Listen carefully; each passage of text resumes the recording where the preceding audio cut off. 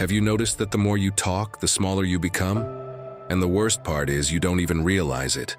While you go on and on, spilling your sorrows, your struggles, your weaknesses, do you know what your mind is doing? It's taking notes and believing every word. It's time you woke up to this. With every word that slips out, you're reinforcing the exact life you keep complaining about. It's time to stay quiet so you can finally move forward. And no, this video isn't about bottling things up or forbidding yourself from venting. It's about not giving your power away in every single conversation. Today, I want you to understand this. Every time you talk nonstop, make excuses, or play the victim, you're hurting yourself. And that has to stop. Today, I'm going to share 13 Stoic lessons to help you learn when to shut your mouth. Because the Stoics knew well, silence is a sign of strength. He who masters his words masters his destiny, they used to say. And if you apply what I'm bringing you today, you'll stop speaking from your wounds and start living with power, leaving the victim role behind once and for all. Ready? Let's get into it. Before we dive in, let me tell you Isabel's story. I promise you it's not your typical comeback tale. In fact, at the start, there's nothing inspiring about it. But wait for it, because the twist is going to stay with you all day. Isabel was 34 and had a special talent, talking about everything that happened to her. Everything, from fights with her partner to her grocery list, to the times when she felt like the world was collapsing on her. She had no filter. Every time something hurt, she let it out. It was as if talking about it made her think she was fixing it. And sure, at first it seemed to work. Her friends listened. Her social media blew up with posts like, "I can't take it anymore," or "Everything happens for a reason." And everyone would reply with hearts, fire emojis, and supportive comments. Isabel felt like she was being real, like she was processing her emotions. But in reality, she was stuck. Really stuck. One day, her best friend Clara said something that hurt more than any breakup. "Isa, I hate to say this, but it seems like you enjoy suffering. You talk so much about your problems that I honestly don't know if you want to get out of them or live inside them." Boom. Silence. She didn't say a word. But that night, alone in her bed, lights off, phone on airplane mode, a phrase came to her. Something she'd read years ago but never really understood. The more you talk about a wound, the harder it is to heal. Days went by. Isabel stopped posting on social media. In WhatsApp groups, she wasn't the first one to reply anymore. People started wondering if something was wrong, when actually everything was happening. For the first time, she was processing without broadcasting it, feeling without having to verbalize every single thing. She was living through the pain, but not feeding it with words. And that's when something strange happened. Someone recommended her a book by Marcus Aurelius. She'd never read philosophy before, but something about that simple, austere cover pulled her in. She started underlining sentences one after another like they'd been written just for her. Speak little and only when necessary. Choose not to be harmed and you won't be. What you hear, what you see, what you say, it all shapes you. Isabel realized she'd been shaping her identity through complaining, through constant narration, through a victim-centered mindset. And the hardest truth? No one was forcing her to do it. She was the one who, every day, through her words, kept reinforcing a broken version of herself. She wasn't healing, she was repeating. So she tried something else. She stayed quiet. Not the kind of silence that hurts, but an active, conscious one. Every time she felt like spilling her drama, she took a breath. She asked herself, "Am I saying this because I need help, or because I need validation?" It was uncomfortable, it was lonely, but it was freeing. And then something else changed. Her conversations with others. When she spoke with intention. She no longer felt the need to say everything. And because of that, people truly listened.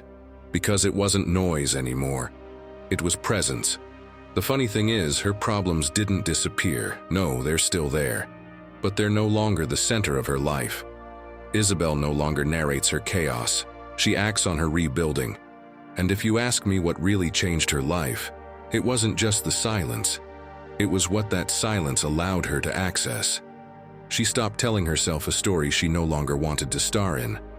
And that, my friend, that's Stoicism, even if no one ever called it that. Isabel realized it's not always about saying more. It's about embracing the power of silence, because when you stop repeating what hurts you, you start building what heals you. And that's exactly what you're about to discover now. Today, you start living from your strength, not your wound. Let's begin. If you're getting value from this content, consider subscribing and becoming an exclusive member to access unique benefits. And tell us in the comments, are you ready to stop telling everyone what's going on in your life? Or just write, I am a Stoic. From today on, I will stop speaking from the wound. That'll be your personal commitment. 1. You speak badly about yourself, and the world takes note.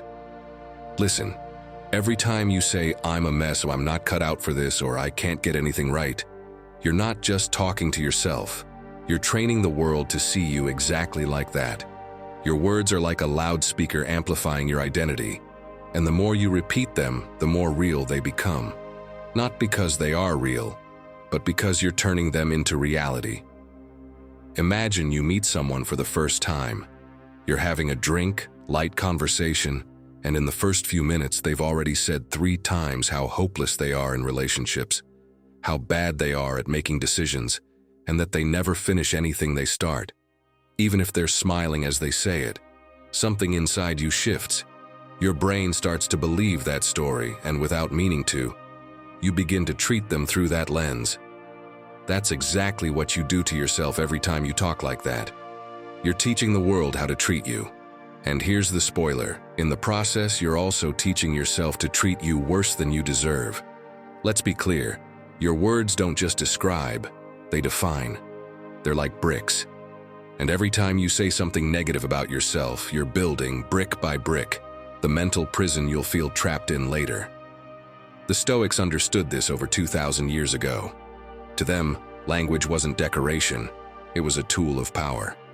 Epictetus put it simply and directly. If people speak badly of you, and it's true, fix yourself. If it's false, laugh. But here's the real question today. What if the one speaking badly about you is you? The Stoics taught us to choose our words carefully, especially when talking about ourselves. Choosing how to speak about yourself isn't some fluffy idea. It's one of the most direct ways to shape the person you're trying to become. They didn't think it was necessary to talk a lot, but when they did speak, they did it with intention. They practiced silence as discipline, but also knew how to use words with strength. They didn't use their language to reinforce weakness. They used it to remind themselves of their path, because they knew whoever controls their speech controls their mind. And this isn't just ancient philosophy. Science has backed it up again and again. Psychologist Mark Leary once wrote, "Self-compassion can be an antidote to the cruelty we sometimes inflict on ourselves." And that cruelty often starts with the way we speak about ourselves. You don't need others to tear you down if you're already doing it with every word. And yes, it shows. In fact, a study from Stanford University found that people who describe themselves using more positive language have higher levels of resilience, mental clarity, and motivation. Not because they're better people, but because they're reprogramming themselves through language. And that is a huge advantage. My friend, the way you talk about yourself is like the rudder of a ship. It might seem like a small thing, but it's what decides your direction. If you're always saying you're broken, lost, or limited, you'll keep going in circles.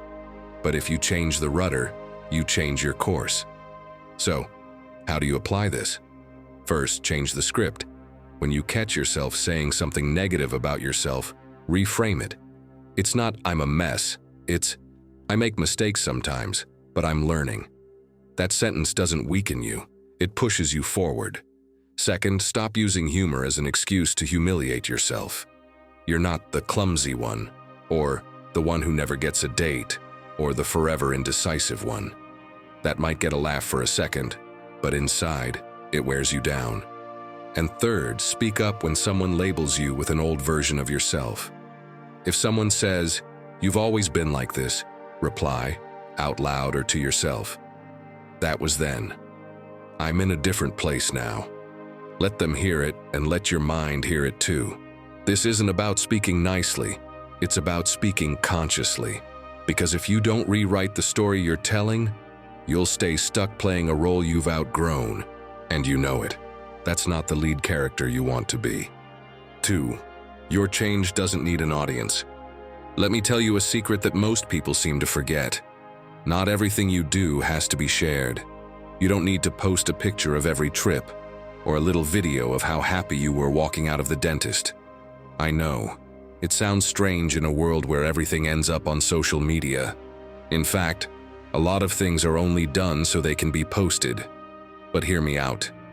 Not everyone deserves access to your process, and not every change needs witnesses.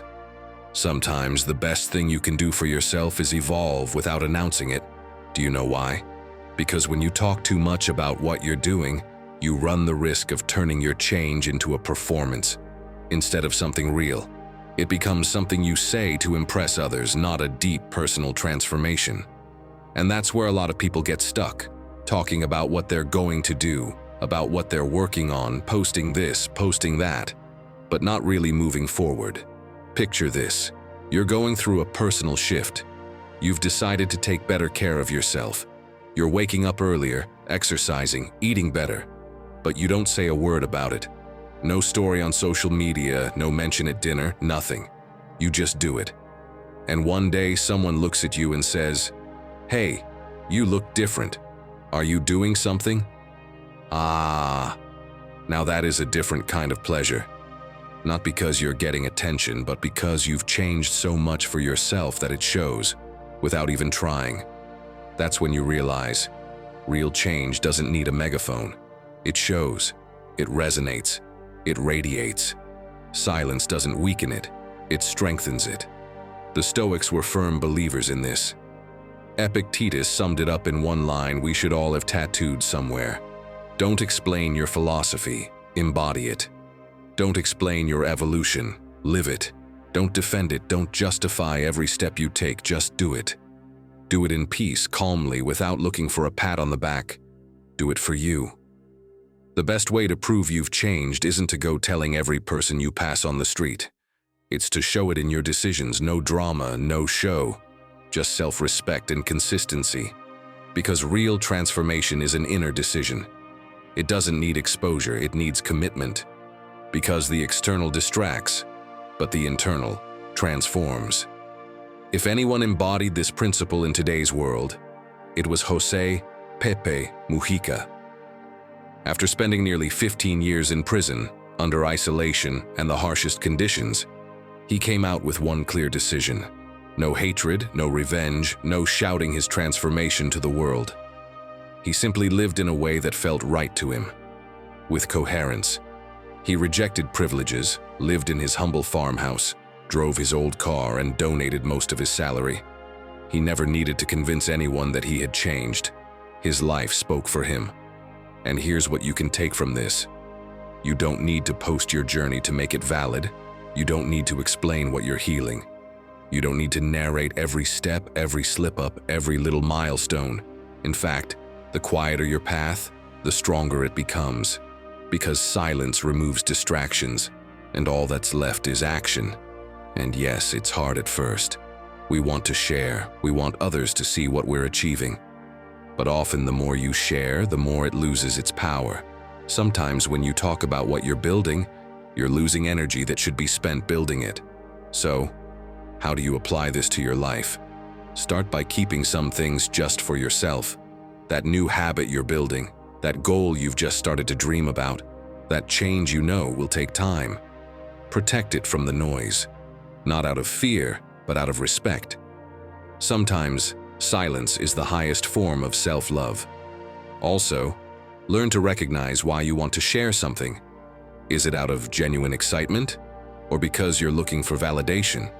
There's a big difference between saying, "I'm happy with what I'm doing," and laying out every detail just so someone can tell you you're doing great. The first comes from peace, the second from insecurity. And above all, get used to making progress without narrating it, to living without justifying it, because the energy you spend explaining yourself could be used to keep building. And when you build in silence, what you create stands on stronger ground. People don't need to know what you're doing. They'll see it, and you don't need them to see it to know that it's working. That's how real change is born, far from the noise and close to yourself. 3. Shut your mouth and let your actions speak. Let's be clear. Talking is easy. Anyone can say they're going to change, that they're capable of this or that this time it's for real. But when it's time to act, that's when the truth shows. Because at the end of the day, it doesn't matter what you say, it matters what you do. Your words might promise the world, but it's your actions that define who you are and give you real value. You probably know someone who's always talking about what they're going to do, what they have, what they plan. This year I'm waking up at 6 every day. Now I'm really quitting social media. I'm building my $1 million business. Blah, blah, blah. Just words. But then the alarm somehow doesn't go off. They're still glued to Instagram and that amazing business. Oh, it couldn't happen because of the economy. Ugh. Disappointment after disappointment. Maybe at first their ambition was inspiring, but when time goes by and nothing changes, when it's all the same, those words lose weight. They become noise, intention without movement, and you know it. That's worthless. You know what really makes an impact? Quiet consistency. That person who doesn't say much, but you can tell they're changing. One day you notice they're behaving differently, making new choices, showing up with a different energy. They didn't explain it. They just did it. Marcus Aurelius said it best. Do every act of your life as if it were your last. He didn't say, promise it well. He said, do it well. And that's a reminder that we're not here to impress with speeches. We're here to build with actions. The Stoics had no patience for empty words. To them, speaking without acting was a form of self-deception. Epictetus said, it is not words that make a man great, but actions. Because speech without action is smoke. And the true Stoic seeks something solid. Don't get it twisted. This isn't about staying silent out of fear. It's about not wasting your energy explaining a process you haven't even lived yet. It's about not needing to convince anyone. About keeping your plans like seeds, meant for soil, not microphones. Do you know who Greta Garbo was? At the peak of her career, the actress was adored by millions. She received thousands of fan letters every day. Her face was a symbol of glamour and talent. But one day, without warning, she stepped away from the spotlight. No press conferences, no explanations. She simply disappeared from public life. For decades, she lived quietly, far from stages and cameras. She never tried to justify her choice or feed the gossip. Her silence became her most powerful statement.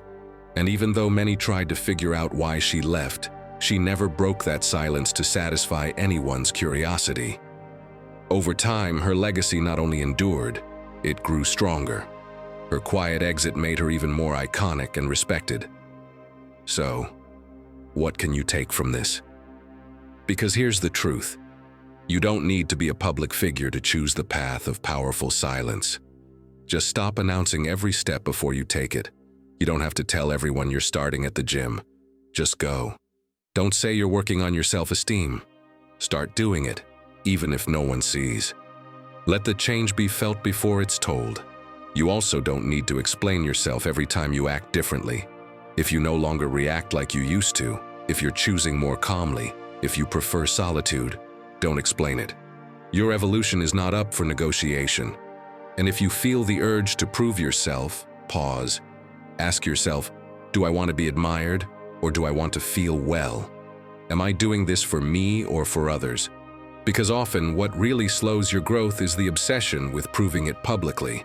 But real growth doesn't need applause, it needs consistency.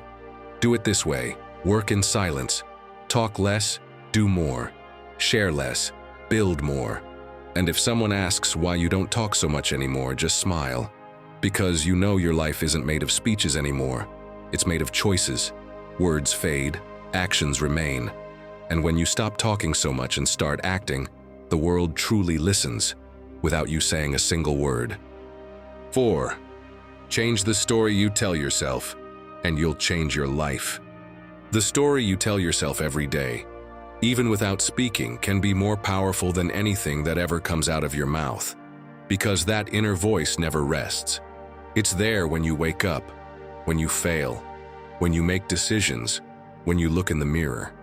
And what it repeats to you day after day eventually becomes the story you believe.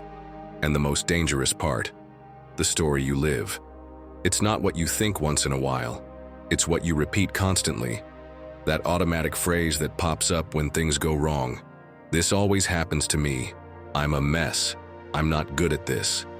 No one's forcing you to say it. No one's putting it in your head, it's you. And you do it without even noticing. And every time you do, you reinforce an identity that probably doesn't serve you, but still runs the show.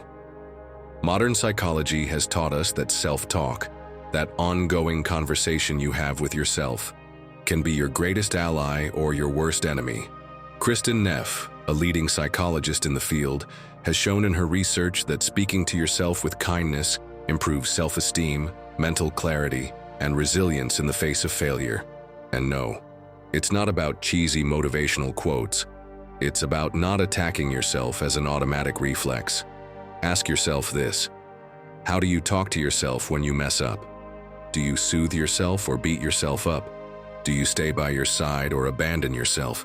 Because sometimes the best decision you can make isn't to speak, but to stay quiet.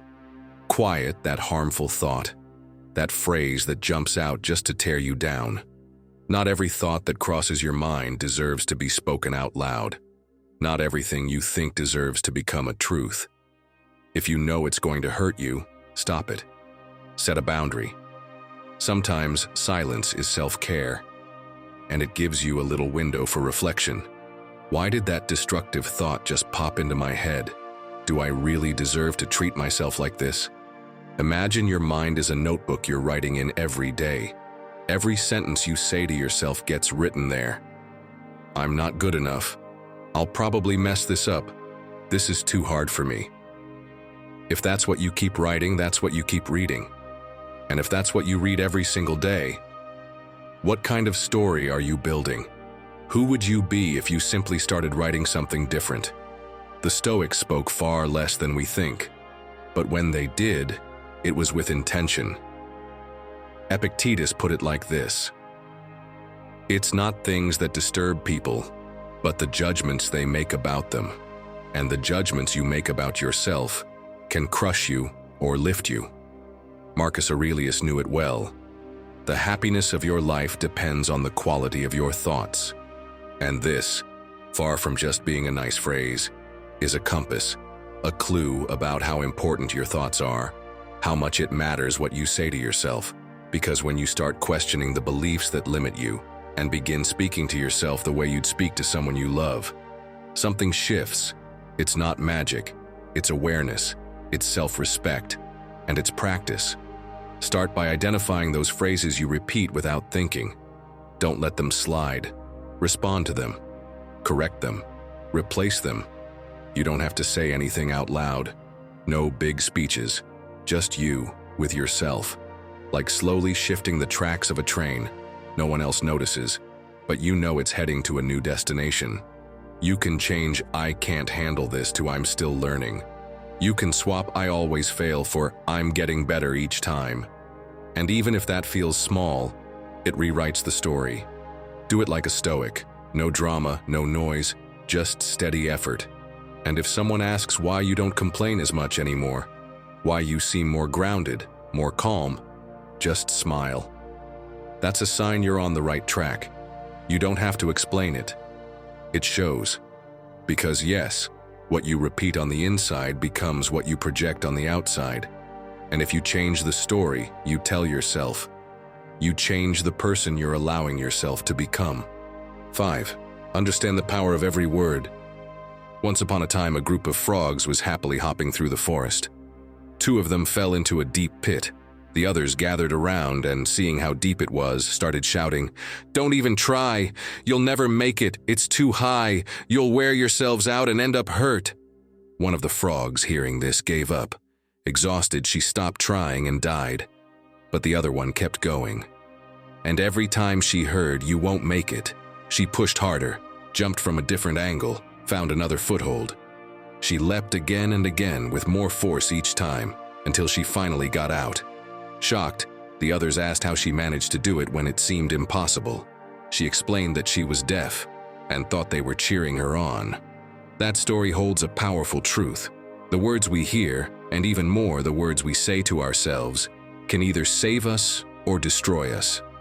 For one frog, those words were fuel. For the other, they were a fatal break. Epictetus made the role of language in our inner lives crystal clear. First learn the meaning of what you say, and then speak. Ah yes, what a powerful lesson, right? Don't use your words as noise, use them as direction. Because every time you open your mouth, you're drawing a map to somewhere. The question is, does that somewhere lift you up or drag you down? The Stoics practiced the precise use of language, not because they were afraid to mess up, but because they respected the impact of their words. They knew that speaking without awareness is like shooting arrows without aiming. You might hurt yourself, hurt others, or just waste your energy. For them, words were action. There was no gap between what they said and what they did. That consistency was their shield. Today, we're surrounded by words. We throw them around without thinking. We repeat them out of habit, and often without meaning to. We poison the air we breathe. Phrases like, "This is a disaster," "I'm no good at this," "The world is a mess," they're not harmless. Every word creates a vibration, an emotional state, a direction. And when you repeat them over and over, even as a joke, they start to leave a mark. Think of it this way. Your words are like drops of water falling on stone. One drop does nothing, but thousands of drops every day can wear down even the hardest surface. That's what negative language does. It slowly erodes you without you even noticing. And no, this isn't about becoming a cheerleader robot. It's about not speaking carelessly. Speak with truth, but also with purpose. Ask yourself, does this sentence bring clarity, or does it just reinforce a complaint? Is it building something, or just offloading frustration? There's another side too, the words we say to others. Sometimes a single sentence from you might be the only thing someone hears on a tough day, and you get to choose. Will it lift them or crush them? A Stoic chooses carefully because they know a single word can open or close doors in someone else's mind. Here's how you can start. First, observe. Listen to yourself. Become aware of the things you say without thinking. A lot of the time, we repeat phrases that come not from the present moment, but from old wounds, from insecurities we've carried for years, from mental habits that no longer reflect who we are.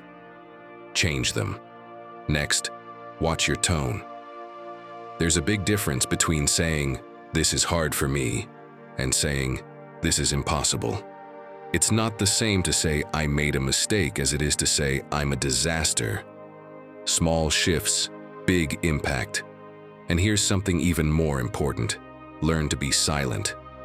If what you're about to say doesn't help, doesn't clarify, doesn't build or encourage, why say it at all? Silence is often wiser than any argument. It's the space where your true intention can breathe. Make your words sacred. When you speak, let it have meaning.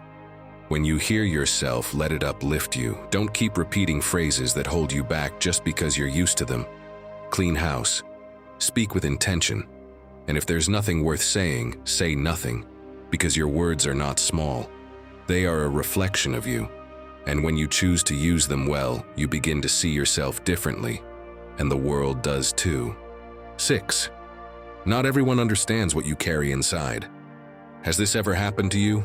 You share something that hurts and they brush it off. You talk about an idea that excites you, and they look at you with skepticism. You try to explain why you're changing, and you get a cutting comment, an ironic smile, a careless critique. It's frustrating, draining, like talking to a wall that not only doesn't listen, but throws your words back at you with double the judgment.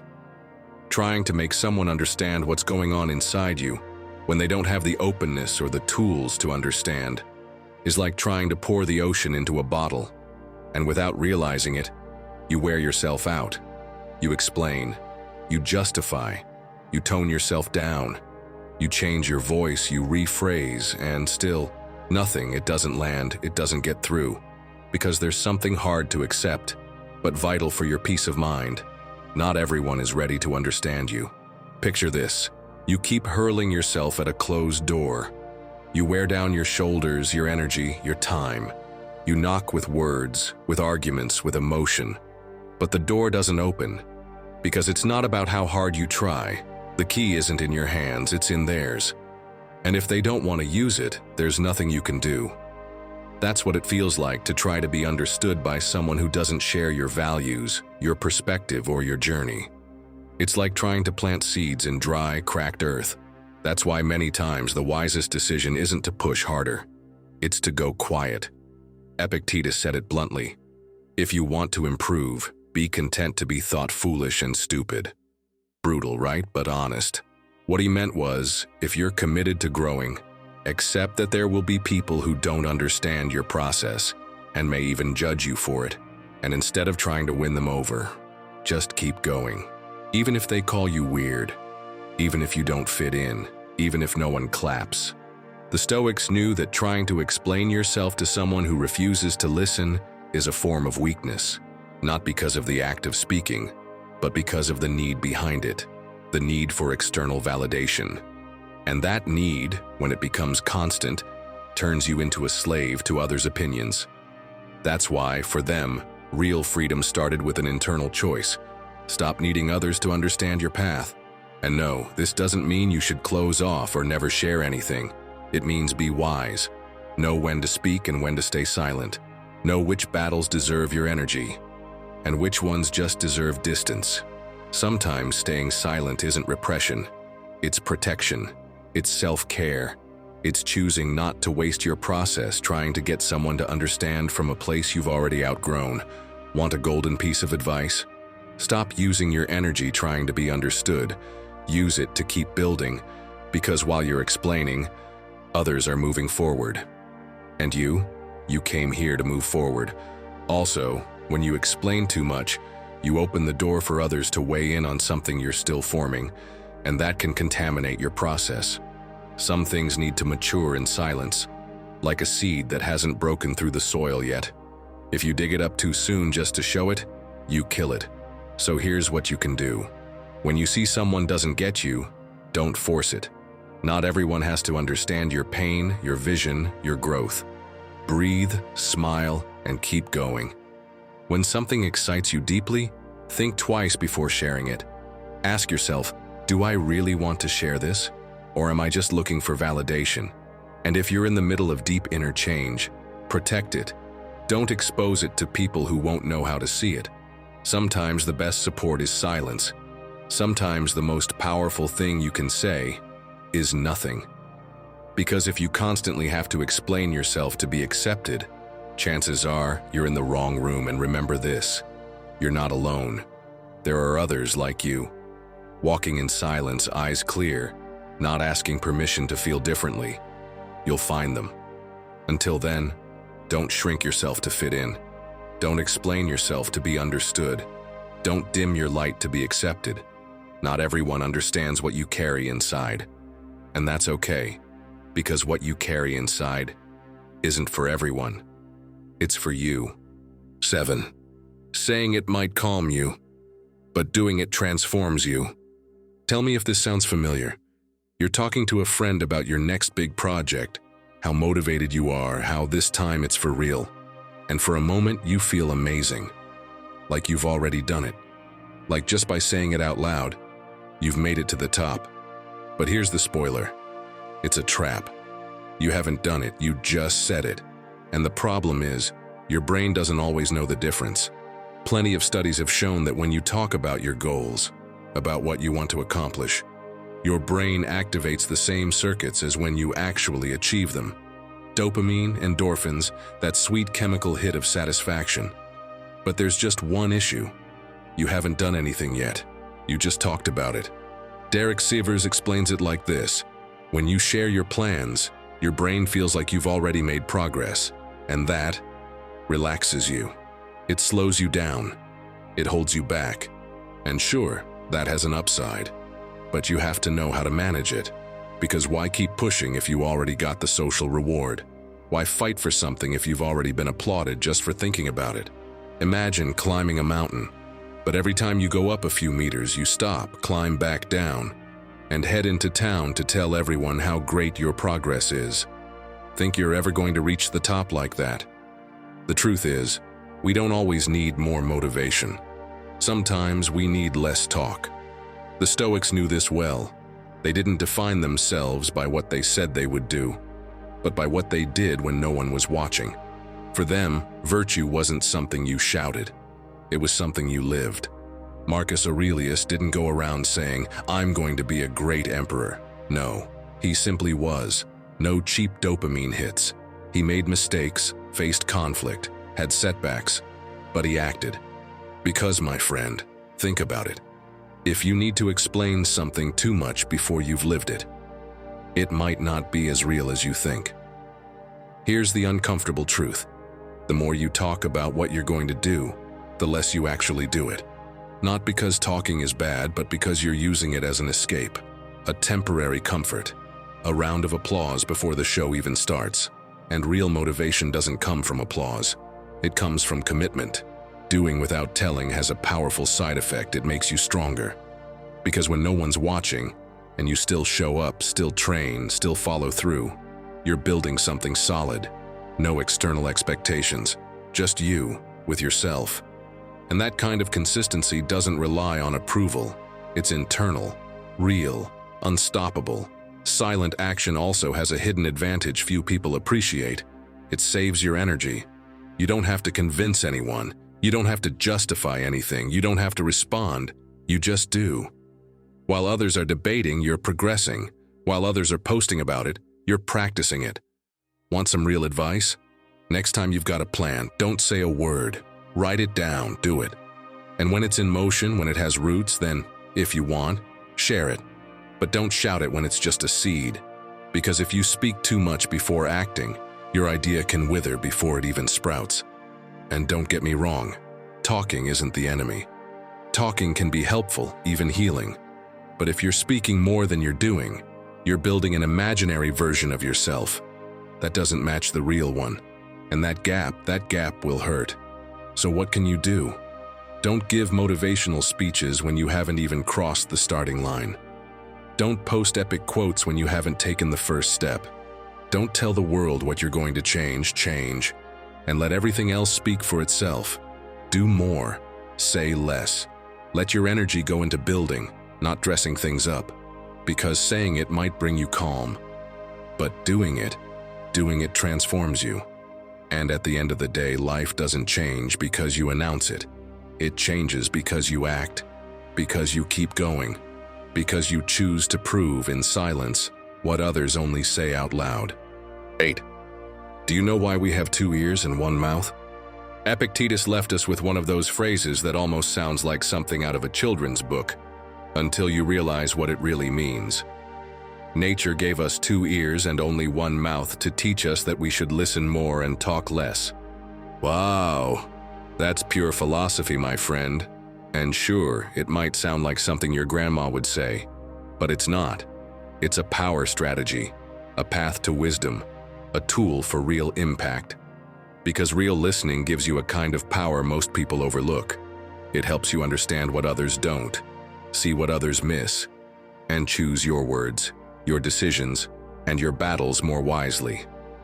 Now let's bring it into real life. You probably know someone like this. You're sharing something important, a thought, a worry, a joy, and before you even finish, they're already jumping in with, "Yeah, something worse happened to me," or "That's nothing, one time I..." Ugh, it's exhausting. It's like your story is just a warm-up act for their monologue. They're not listening, they're just waiting for their turn to talk. And the worst part isn't that they didn't listen. It's that, deep down, you know they didn't learn a thing. They don't catch the nuance, they don't make space for understanding, they don't leave room for what you bring. It's all me. And in the end, you walk away from that conversation feeling more alone than before. Do you think a Stoic would do that? Epictetus, who was a slave before becoming a philosopher, knew what it meant to be forced to listen, and yet he turned that experience into a virtue. He taught his students not to rush into speaking, not to use words as a shield, but as a tool. He himself would sit in long silences while others presented their ideas, even when he didn't agree. Because he knew silence gives you the upper hand. It lets you see more, and it makes you stronger. Marcus Aurelius, as emperor, could have been the loudest man in Rome. But his writings are filled with questions, with doubt, with quiet reflections born more from listening than from ego. He sat with scholars, soldiers, slaves, and he listened. Really listened. Not to reply, to understand. And you? How many times have you missed something important because you spoke too soon? Because you cut off a moment that could have taught you something? Listening isn't passive. It's a choice. It's the humility to admit you don't know everything, and the wisdom to know when to shut up and let someone else show you something you wouldn't see on your own. Picture this. You're in a room with 20 people. Only one of them has the answer you need. But you're so busy talking, filling the air with your own voice, that you never give them the chance to speak. What did you just miss? Now flip it. Imagine staying quiet, watching, asking questions, truly listening. Not just with your ears, but with your full attention. What happens then? You start picking up on things you used to overlook. You notice details, you see patterns, you make better decisions. Listening is like training in silence while others show off. You're not shining on the outside, but you're building. And when the time comes to speak, your words land harder because they come from a place of true understanding. And yes, sometimes staying quiet is about strategy too. Not everything deserves a response. Not every comment needs a comeback. Some people are just looking for a fight, and if you join in, you lose. Silence isn't cowardice. It's control. It's class. So what can you do with all this? In your next conversation, listen just a little more than you talk. Don't interrupt. Pause before you reply. Ask more questions. Judge less. And above all, start valuing the people who really listen to you. They're rare, very rare. And when you become one of them, everything shifts. Because people don't remember what you told them. They remember how you made them feel. So next time you're about to talk just to talk, remember this. You have 2 ears and 1 mouth. That's not an accident. It's design. Use the ratio. Because the one who knows how to listen always sees something others miss and doesn't need to shout to be heard. 9. If you depend on applause, you won't get far. You know what's the most dangerous part of sharing everything you do? That you might start confusing applause with progress. And when that happens, you're lost. Because if you constantly need other people's reactions to keep going, you're not building discipline. You're building dependence. Your consistency turns into a performance. Your process becomes a show. And worst of all, you stop hearing your own voice because all you can hear is the echo. Today, everything is broadcast. Everything is posted. Everything is announced. There are people who literally can't move forward unless someone is watching, unless there's an audience, unless there are likes. But hear this. The strongest part of you isn't what you show. It's what you do when no one's watching. Let me tell you something personal. Years ago, I spent nearly 3 months preparing to make a big change in my life. I had studied, trained, planned. I felt ready. And just before I started, I talked about it. I told my friends, my circle. This is it, I said. Everyone congratulated me. They encouraged me. I got that shot of dopamine, that emotional boost that comes from applause. And you know what happened? Nothing. I didn't start. I got comfortable in that feeling. And it took me another 3 months to recover the momentum. The problem wasn't sharing the plan. The problem was sharing it for validation. And once I got it, my brain thought I had already done something. I gave myself a reward before even beginning. That was the lesson. If you rely on external recognition, you'll stall the moment it disappears. The Stoics didn't live to be applauded. They lived to act in line with their values, even if no one understood them. Marcus Aurelius, Emperor of Rome, wrote every night about what he'd done wrong, what he could improve, what character flaws he needed to refine. He didn't do it to post online. He did it to grow. He once wrote, "True glory consists in doing what deserves to be written, and writing what deserves to be read. And even more important, doing it even if no one is watching. Because when you do something meaningful and don't share it, you're planting it, you're strengthening it, you're protecting it from the hunger for approval. And that, though harder, is so much more powerful." You know why it's important to stop sharing everything you do? Because once you do, every opinion can shake you. Every comment can steer you off course. Every clap can make you feel like there's no need to keep pushing. Sharing everything makes you vulnerable to other people's thoughts. And not everyone thinks clearly. So what do? You learn to stay quiet, to move forward in silence, to build without witnesses. And no, it's not easy. Sometimes it hurts not to share. Sometimes it feels unfair not to be recognized. But that's where character is trained. That's where real strength is built. Here's how to do it. When you achieve something important, celebrate it quietly. If you want, share it later. But don't turn it into a search for applause. Let the focus stay on the achievement, not the reaction. When you have a new plan, don't announce it. Start, tweak, try. And if you ever decide to talk about it, let it be because it's already taken root. And when you feel the urge to do something just to impress, pause. Ask yourself, is this for me or for them? Most of the truly transformative things you'll do in life will happen with no audience. And that's okay, because you're not here to be applauded. You're here to evolve, to become the best version of yourself, even if no one notices. So drop the noise, drop the ego, drop the constant need to share, and focus on the act, on the movement, on what remains after the camera turns off and the room is empty. Because if you can keep going in silence, then you're the real deal. And stay with me, because what's coming next isn't just philosophy, it's pure transformation. These last lessons are the ones that can truly shift you from the inside out. Let's go all in. 10. Not everyone deserves your trust. Not everything that shines is gold. And not every smile is sincere.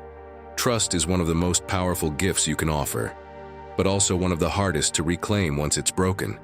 Because when you trust someone, you open a door. And if the person who walks through it doesn't know how to take care of what they find, they'll leave you worse than they found you. And yes, I know. You're the kind of person who gives with your whole heart. You believe that if you come with truth, others will do the same. But reality has its way of hitting hard. Not everyone deserves to know what you think. Not everyone deserves to hear how you feel. And most of all, not everyone deserves the key to your most vulnerable self. Nature understands this perfectly. Take bamboo, for example. It can spend 5 whole years underground without showing a single sprout. What's it doing all that time?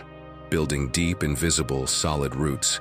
And only when those roots are ready, it begins to grow upward. That's how your trust should be. Quiet, grounded, and built slowly. Because if you give it to the first person who passes by, they might stomp on it before it even has a chance to bloom. Here's something we all experience. You're in a conversation with someone who seems kind, approachable. You open up about a tough moment you're going through. They listen, but as soon as you finish, they respond with something like, "Oh, please, that's nothing. I went through something way worse." And just like that, they're off talking about themselves, their problem, their drama, their story. And you're left there with that bitter taste of having opened something up, only for it to be used as a mirror, not a bridge. Sound familiar? The question is, why did you share that? Was it because you truly trust this person? Or was it just because you needed to vent to someone? Anyone? Sometimes we overshare simply because we don't want to carry what we're feeling alone. But trusting impulsively can leave deeper wounds than silence ever could. The Stoics understood this better than anyone. Epictetus taught his students to observe before opening up, to let time reveal whether someone has the virtues of discretion, respect, and wisdom, not because they were cold, but because they knew some truths are only meant for those who deserve them. Seneca said it clearly, "It is safer to avoid trusting than to regret having trusted." That's not paranoia. That's emotional intelligence. That's protecting your peace. This isn't about shutting yourself off. It's about being selective, about building relationships with roots, not with appearances, about speaking less and observing more. Because more often than not, the person who listens most carefully is the one who knows best who to trust. Here's a truth to remember. Not everything you go through needs to be told, and not everything you feel needs to be explained. Sometimes staying quiet isn't hiding. It's self-respect. It's not giving your story to someone who won't know how to hold it. So what should you do? First, listen. When you meet someone, pay attention to how they handle other people's stories. If someone constantly talks badly about others with you, odds are they'll talk badly about you with others. That's your first clue. Second, test small. Before you share something big, start with something simple. See how they handle it. Do they respect it? Do they keep it?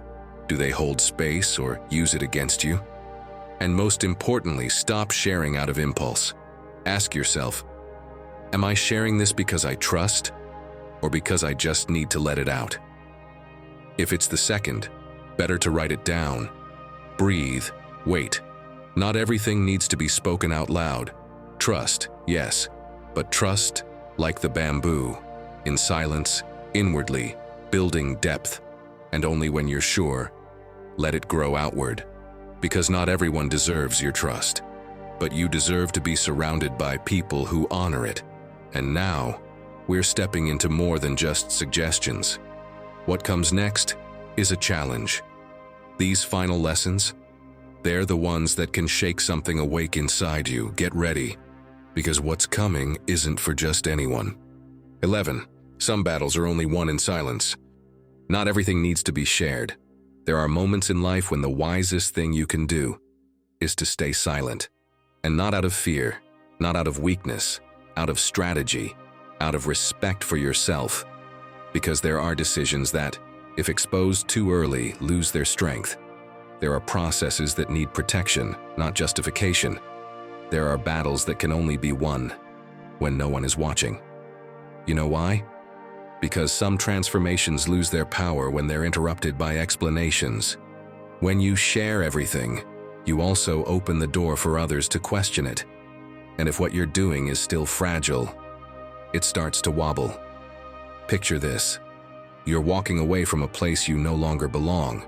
Maybe a relationship, a job, a version of yourself. You're clear, you're ready. But just as you take the first step, you tell everyone. And the responses come fast. Are you sure? That sounds risky. I wouldn't do it like that.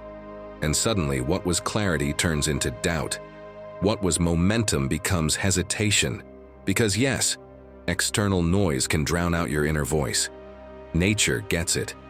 The eagle doesn't announce its flight. It builds its nest in the highest places in silence. And when it flies, it just flies. No audience, no warning. That's how we should act more often, without exposing what's still taking shape. And if it helps, I'll share something personal. There was a time in my life when I felt the need for a deep change. I didn't have everything figured out, but something inside me was calling for it. It wasn't a passing emotion. It was that gut-level certainty. Have you ever felt that? I had made up my mind, it felt right. But before I acted, I spoke. And that's when everything shifted. I shared it with excitement, maybe seeking a bit of validation. But what I got in return was fear, opinions filled with doubt. What if it doesn't work? What if you regret it? Isn't that a bit much? And just like that, I caught their fear like a virus. Has that happened to you? You were sure, until you listened too much. And suddenly you're not sure if it's your voice or theirs that's guiding you. That was the day I learned. Some battles are only won in silence. Some decisions aren't meant to be discussed. They're meant to be executed. Not everything you feel needs to become words. Sometimes the most powerful thing you can do is protect your direction from the noise. The Stoics understood this perfectly. Marcus Aurelius, emperor of Rome, wrote for himself. He wasn't trying to convince anyone. He recorded his errors, his progress, his thoughts, in private. He didn't do it for others. He did it to stay grounded on the inside. His words say it all. The best revenge is not to be like your enemy. You don't need to prove you're right. You need to act in line with your truth, even if no one gets it. Epictetus, on the other hand, taught that you should act first, and only if necessary speak. Because when you do it the other way around, the ego gets ahead of the purpose. So what do you do with all this? First, examine what decisions you're sharing out of habit, out of impulse, or out of insecurity. Do you really need to say them out loud, or do you just need to hold them a little longer in silence? Second, protect yourself. Not everything you're building is ready for public opinion. Some truths grow stronger when you don't interrupt them with explanations. And third, make silence your ally. Don't isolate yourself, but choose wisely who you open up to. Sometimes it's enough that you know, and that's it. Because yes, some battles are won without witnesses. In your mind, in your consistency, in your ability to stay quiet about what you're creating until it has roots. And if you do it right, the day will come when you won't need to say a word. Who you've become will speak for itself. 12. The noise of the world is exhausting. We live surrounded by noise, external noise, notifications, opinions, interruptions, but also internal noise, doubts, comparisons, the pressure to explain everything, to validate everything. Do you know how exhausting that is? Feeling like you have to explain every step you take, justify every decision, announce every change so it seems real, living with the volume turned all the way up, just to feel like you're moving forward. The problem is, noise can look like action, but most of the time it's just distraction, and there comes a point when your soul runs out of battery, because talking, posting, explaining, sharing, all of that drains you too. Sometimes, the healthiest thing you can do isn't to speak louder, it's to turn down the noise. Has it happened to you? You're trying to change something in your life, maybe a relationship, your health, your mindset, and instead of focusing, you catch yourself telling everyone about it. Every tiny step has to be shared. Every day has to be validated, as if the process isn't real unless someone's watching. But change doesn't need applause, it needs direction. Epictetus said it best, "Don't explain your philosophy, live it." And this is one of those lines that, if you actually apply it, will change your life. Because the more you talk, the less you do. The more you explain, the less you move forward. The noise becomes the main character. And you? You turn into a spectator of your own transformation. There's a simple story that captures this perfectly. A monk lived at the top of a mountain. Every day, he would walk down to the village in silence to get water. He never spoke about what he was doing. One day, a young man asked him why he was so quiet, why he didn't teach what he knew. The monk replied, "If I need to speak for it to be seen, then I don't know it well enough yet." And he kept walking. Sometimes noise only shows up when there's insecurity. If you're sure, you don't need to announce it. If you're at peace, you don't need to justify yourself. If you're focused, you don't need to share everything. So what can you do? First, identify your noise. What are you saying just to feel better? What are you sharing out of impulse? Learn to tell the difference between real communication and emotional noise. Second, lower the volume. Mute the people who only speak without adding value. Step away from conversations that pull you away from yourself. Not everything deserves a response. Not everything needs correcting. Sometimes the energy you spend talking is exactly the energy you're missing to take action. Third, enjoy your process in private. Not to hide it, but to protect it. Make silence your sacred space, a place where your change doesn't depend on likes or comments or approval. And yes, it's hard at first, because we're used to narrating every step, as if life were a live stream. But after a while, you feel peace, you feel focus, you feel clarity. Noise wears you down too, and when you learn to live with less of it, you realize that what truly matters doesn't need volume, it only needs direction. And now, here we are. The final point, the last lesson, the one that gives meaning to everything that came before. Get ready. 13. If you do it for yourself, you don't need to say it. Think back. The times you truly changed. Did you announce them or did you just do them? Chances are the ones that really marked a before and after were the ones you simply carried out. No explanations, no heads up, no need to tell anyone. You just acted. And that's when everything shifted. Because when something is born from within, it doesn't need approval. It just needs to be lived. There's a fine line between sharing what you're going through and saying it out loud just to be validated. And if you don't recognize that line, it can quietly rob you of the power you carry inside. Let me tell you something that changed me. One day, someone close to me asked why I wasn't sharing anything lately, why I was so turned inward. And I answered truthfully, because this time, I want the change to be mine, just mine. And it was freeing, because I didn't have to convince anyone. I didn't have to prove anything. I just had to keep my word to myself. That day, I understood. When you do it for yourself, there's no need to say it. Because you feel it, you hold it, you live it, and that's enough. Seneca wrote, "The reward for a good action is having done it, not having talked about it, not getting applause for it, but knowing, just you with yourself, that you took the step." Think about it. If your change depends on someone else recognizing it, is it really yours? Or are you renting it out to public opinion? When something comes from a deep place, you don't rush to show it off. You don't need to hang it on a wall or repeat it 20 times. It's enough to live it, and that's the truest form of freedom you'll ever find. So, what can you do? First, change in silence. Not because you're hiding, but because you're committed. Let your motivation come from being aligned with yourself, not from being seen. Second, let time speak for you. What you're building now will show itself later. Words can lie, actions never do. And third, remember, you're not here to impress anyone. You're here to evolve. If someone notices, great. And if they don't, that's fine too. Because if you're doing it for you, that's enough. This is the close, the final lesson, and maybe the most important of all. You don't need to announce it. You don't need to defend it. You just need to live it.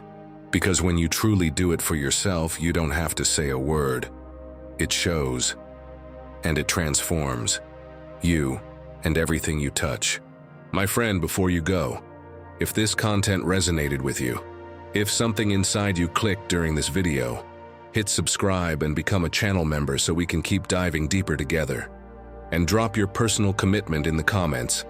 What are you going to start building in silence from today on? Or simply write, "I am a Stoic. From today on, I stop talking about it and start living it." That way, I'll know who the true Stoic warriors are who made it to the end.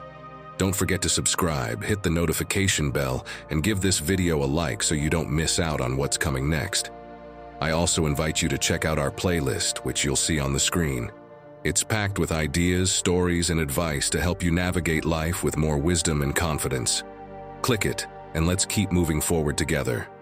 Until next time, take care and keep embracing your inner Stoic.